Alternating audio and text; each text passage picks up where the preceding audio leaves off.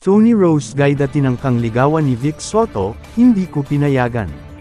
Ngunit, hindi raw niya ito pinayagan dahil alam niyang mahirap makipagrelasyon sa isang katrabaho.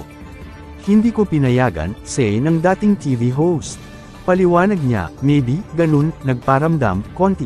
Pero kasi mahirap kung karelasyon mo yung kasama mo, mahirap lalo for me kasi nga sabi ko selosa ako. Para sa mga hindi aware, si Tony ay naging mainstay host ng Philippines' longest-running show ng halos 2 dekada. Pero umalis siya sa reality program noong 2014 upang makapag-focus sa kanyang pamilya. It came into a point nagkasakit mommy ko, 2 anak ko nasa hospital for different reasons may sakit rin sila noon. Hindi ko nakayanan. Sabi ko, I cannot give my best and nahiya naman ako kay Mr. To the era and kay Malo, kwento niya.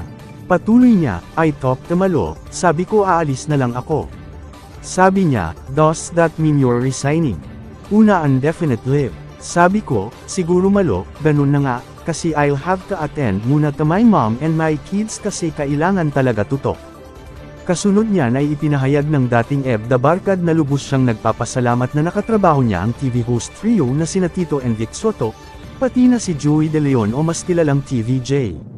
If there's a blessing that I'd consider is nakatrabaho ko ang TVJ because ang sarap nilang katrabaho, ang sarap nilang kasama, sambit ni Tony.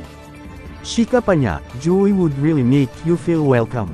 Si Bossing naman sobrang bait pero mahiyain. Si Tony ang only child ng FAMAS Award-winning actress na si Rosa Rosal na Binyansagang, original femme fatale of Philippine cinema. Maliban sa Itbulaga, naging host din dati si Tony ng Super Show, Launch Day, OK Ka, Fairy Ko, Asop Music Festival, at marami pang iba.